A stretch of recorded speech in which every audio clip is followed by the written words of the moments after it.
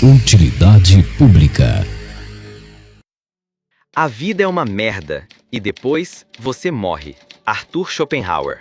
O mundo é uma merda, pô. Eu quero que Jesus volte, que salve e o apocalipse aconteça, todo mundo morra. Tá. Eu acho que Muita tudo... vontade de todo mundo morrer.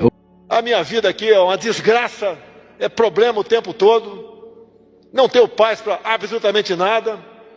Não posso mais tomar um caldo de cana na rua, comer um pastel. Se Deus existe, ou ele é um sádico do c... porque ele tá permitindo um monte de merda, ou ele só não se importa.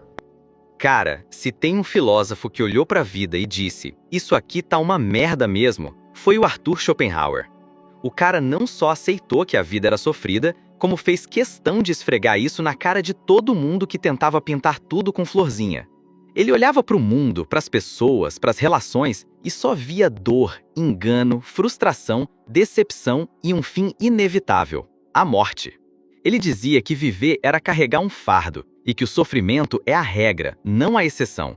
E o pior, ele tinha argumento pra tudo isso. Não era um velho ranzinza reclamando sem razão. O cara era frio, direto, seco. E quando você lê o que ele escreveu, dá aquela sensação de que ele entendeu exatamente o que a gente sente quando tá cansado de tudo.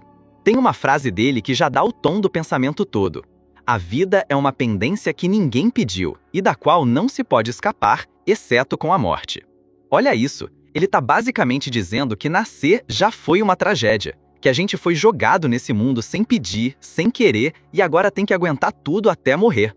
E morrer, na visão dele, não é nem uma punição, é o alívio. É tipo o fim de um castigo que a gente nem sabe por que começou.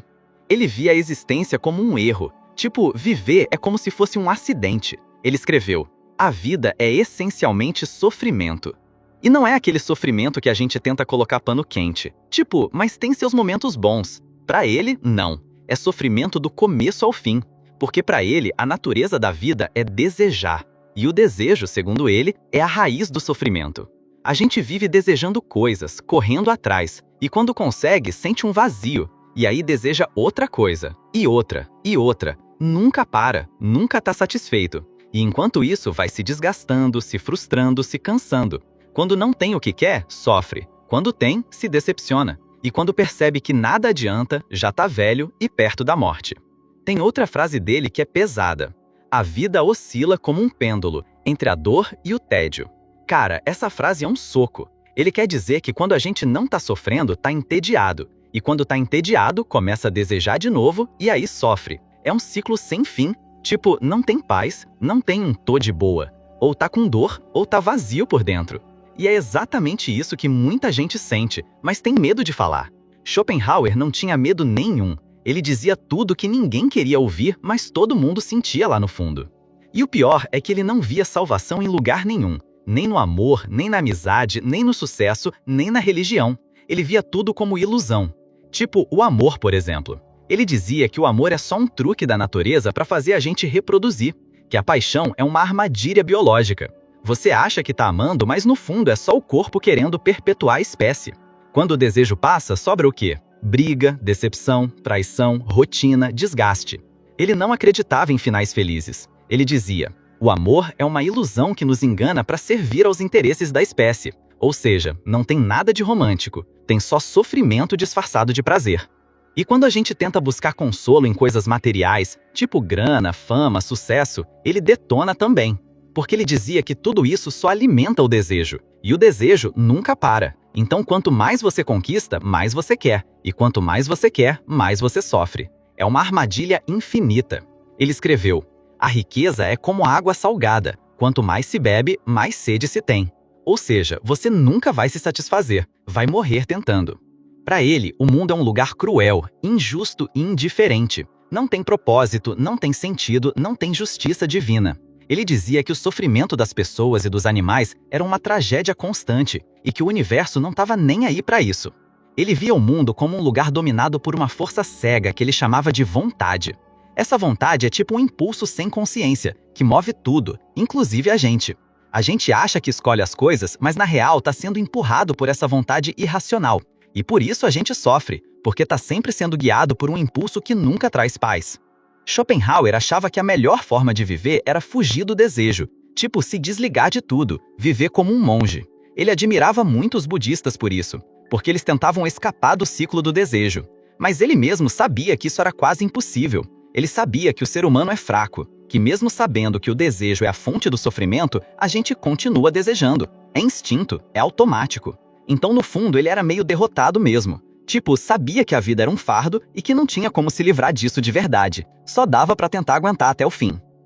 Se Deus existe, ele é uma péssima pessoa. Laís, mas por quê? Como você espera que eu acredite que um ser que faz com que pessoas que não acreditam nele ou não seguem as ideologias dele queimem no inferno pela eternidade seja uma boa pessoa? Assim, primeiramente, eu não acredito nem que Deus exista. Até porque o maior argumento pra ele existir é um livro extremamente antigo que provavelmente foi escrito com o intuito de ficção que foi levado a sério. Enquanto as provas pra ele não existir e o universo ser baseado no acaso e regido por leis da física são incontáveis. Mas vamos supor por um tempo que esse ser místico, onipotente, onipresente e onisciente exista. Não, eu não acredito que um ser bom possa deixar que coisas horrorosas como o holocausto aconteçam. Laís, mas o livre-arbítrio. Se Deus é onisciente, ele saberia que dar o livre-arbítrio para os seres humanos causaria crueldades inimagináveis. E se ele é onipotente, ele podia fazer com que isso não acontecesse. Então, se Deus é de fato essa figura toda poderosa, ele escolheu que crueldades como o holocausto, guerras ou câncer em existissem. E mais do que isso, que é o argumento mais utilizado, eu acho que muito pouco se fala sobre Deus ser um ditador. Tipo assim, se essa figura de fato for real, ela é simplesmente uma figura autoritária, punitivista e cruel. Laís, mas se você seguir os ensinamentos de Deus e seguir o que ele fala que é correto, ele vai ser bom com você e vai te recompensar. Irmão, se eu preciso seguir um conjunto de regras dele e do que ele acha correto para não queimar no fogo por escolha dele, eu já não acho que ele possa ser um ser bom. Todo mundo que discordar com ele tem que queimar? Eu quero ver se eu tô entendendo certo. Todo mundo que discorda e vai contra os princípios de Deus tem que ser torturado porque ele não gosta disso? Porra, mas aí vocês complicam pra mim, né? Porque aí mesmo se Deus existir, eu não vou querer estar do lado dele. Eu não vou querer estar do lado de um poder opressor. E honestamente, maligno. Eu não tô aqui pra fazer ninguém mudar de fé. E se você acredita em Deus e acredita que ele seja um ser bom, viva a sua vida e eu não vou te incomodar. Mas eu acho de extrema importância que a gente normalize a reflexão e o pensamento crítico sobre todas as coisas, incluindo religiões. E o fim, para ele, era o grande alívio. Ele dizia que a morte era uma libertação. Não tinha medo da morte, tinha mais medo da vida. Ele escreveu: "Depois de nossa morte, não pode acontecer nada pior do que a vida que antecedeu." Isso é de uma frieza absurda. Ele tá dizendo que nada depois da morte pode ser pior do que essa merda toda que a gente vive aqui. Então, por que ter medo? Ele enxergava a morte como o apagar da vela. Simples, natural, quase um descanso. Tem uma outra frase dele que diz muito: "A maior sabedoria é não nascer. A segunda maior é morrer cedo." Parece brincadeira de tão duro, mas ele falava sério. Ele achava que o sofrimento é tão garantido e tão constante na vida que o melhor seria nunca ter vindo ao mundo. Mas, já que nasceu, que pelo menos acabe logo. É uma visão muito escura, mas que tem uma coerência cruel. Ele não estava tentando agradar ninguém, nem consolar ninguém. Ele só dizia o que via, e o que via era dor. E o curioso é que, mesmo sendo tão pessimista, ele era muito lúcido. Não era um louco depressivo, era um cara extremamente inteligente que via as coisas com muita clareza.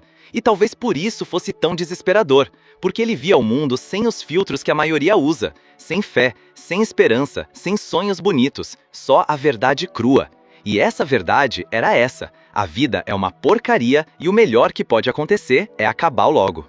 Tem gente que lê Schopenhauer e acha ele pesado demais, mas a real é que ele fala o que muita gente sente e não tem coragem de dizer. Ele coloca em palavras aquele vazio que bate do nada, aquela angústia que aparece mesmo quando tudo tá certo, aquele sentimento de que nada preenche, de que tudo é esforço para no fim acabar no mesmo lugar, debaixo da terra. Ele falava que a vida é uma ilusão criada pela vontade de viver, mas que essa vontade é uma maldição, que viver é ser prisioneiro de um desejo eterno, impossível de satisfazer. E mesmo quando ele falava da arte, da filosofia como possíveis saídas temporárias, era só isso mesmo, temporárias. Tipo, ele dizia que ouvir música ou refletir sobre o mundo podia dar uma trégua, um respiro no sofrimento, mas nada curava de verdade. Era só um alívio momentâneo. Ele via a vida como uma prisão, e essas coisas eram tipo uma janela que você olha por uns minutos, mas depois tem que voltar pra cela. Mano, é Deus quem cria o mal. E isso quem tá falando não sou eu, é Ele. Isaías 45:7 fala: Eu formo a luz e crio as trevas. Eu faço a paz e crio o mal. Eu, o Senhor, faço todas essas coisas. É difícil defender esse Deus cristão, né? Sabe como é que o crente responde isso daí? Assim.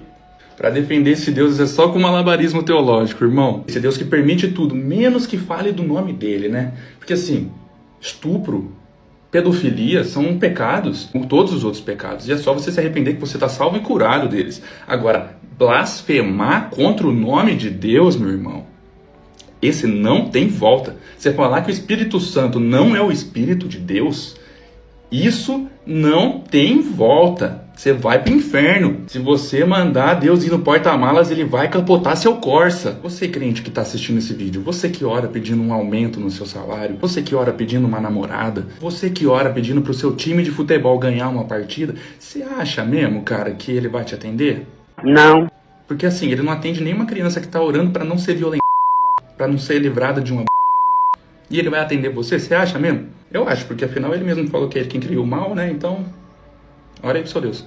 O pior de tudo é que ele sabia que muita gente ia odiar o que ele dizia, porque ninguém quer ouvir que tá vivendo uma ilusão. A maioria das pessoas prefere fingir que tudo tem um propósito, que tem um final feliz esperando, que o sofrimento vale a pena. Mas Schopenhauer não tinha paciência para essas histórias. Ele dizia que essas mentiras que a gente conta pra gente mesmo só servem pra empurrar a vida com a barriga. Tipo, fingir que tem um plano maior, que Deus tá cuidando de tudo, que cada dor tem um sentido. Pra ele, isso tudo era invenção de gente desesperada tentando suportar o insuportável. Tem uma frase dele que pega direto nesse ponto. A religião é a metafísica do povo. Traduzindo isso pro nosso jeito de falar, religião é tipo um consolo barato pra quem não aguenta encarar a real. Ele não era ateu no sentido de odiar Deus, mas ele achava que a ideia de um Deus bondoso cuidando de tudo era ridícula diante do tanto de sofrimento que existe no mundo. Ele dizia que, se existisse um Deus, ele só podia ser muito cruel ou muito indiferente, porque deixar as coisas do jeito que estão é coisa de quem não liga pra nada. E quando a gente olha pra realidade mesmo, sem filtro, meio que dá pra entender ele. Olha o tanto de gente passando fome, doente, abandonada, humilhada, vivendo em condições absurdas. Criança sofrendo, velho largado, trabalhador sendo explorado até morrer, tudo isso todo dia, toda hora. Schopenhauer olhava para isso e dizia: o sofrimento é a base da existência. Não é acidente, não é exceção, é a regra.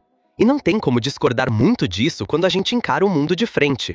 Ele não estava sendo exagerado, estava só sendo honesto. E é muito doido que, mesmo tendo essa visão pesada, ele escrevia de um jeito bonito. Tipo, ele conseguia transformar o desespero em algo quase poético. Ele não gritava, não esperneava, não fazia drama. Ele só falava a verdade do jeito mais direto e elegante possível. Tipo um cara que já aceitou que tá tudo perdido e agora só tá te explicando com calma por que é assim. Isso deixa tudo mais impactante ainda. E quando ele falava do ser humano, ele não pegava leve. Ele dizia que as pessoas são egoístas, interesseiras, falsas e que a convivência entre os humanos é mais uma fonte de dor do que de alegria. Ele dizia: a compaixão é a base da moral, mas a maioria vive apenas para si mesma. Ou seja, o que move as pessoas de verdade é o próprio umbigo. E quando você tenta confiar demais nos outros, acaba se decepcionando, porque no fundo cada um tá cuidando do seu, e se puder passar por cima de você para conseguir o que quer, vai passar. Ele também falava que a maior parte do tempo a gente tá fugindo da dor. Tudo que a gente faz, desde as coisas mais simples até as mais complexas, é para evitar sofrimento. Comer é para não sentir fome, dormir é para não sentir cansaço, trabalhar é para não passar necessidade, namorar é para não se sentir sozinho. Tudo gira em torno de fugir do incômodo. E isso para ele já mostra o quanto a vida é um erro, porque se fosse boa, a gente não teria que fugir tanto da dor o tempo todo. Uma coisa que ele repetia muito é que o prazer nunca é duradouro. Tipo, ele dizia que o prazer é só a pausa do sofrimento. Não é o contrário do sofrimento, é só um intervalo. Você tá com sede, bebe água, sente prazer, mas só porque antes estava incomodado. Passa um pouco e você nem lembra mais. Aí vem outra dor, outro desejo, outro incômodo e segue assim até o fim.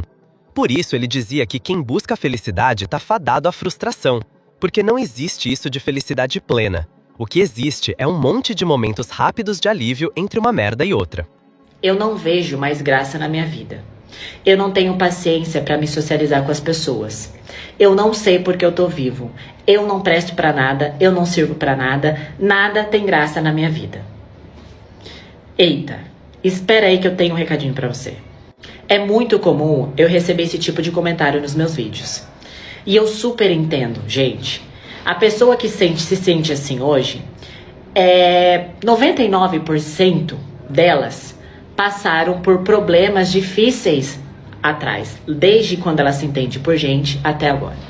Então é muito comum que a visão que ela tem da vida seja algo mais difícil, que as frustrações, traições, decepções que ela passou lá no passado, seja mais difícil ela ter esperança num ser humano hoje no futuro, de ter um casamento feliz, de ter uma amizade confiável, de ter um namorado, uma namorada legal, compreensível, parceiro. Só que você tá tendo uma visão do futuro decorrente às coisas que você teve no passado. Talvez se você não tivesse passado nada daquilo no passado, você estaria com uma outra visão diferente. A sua visão, ela tá distorcida.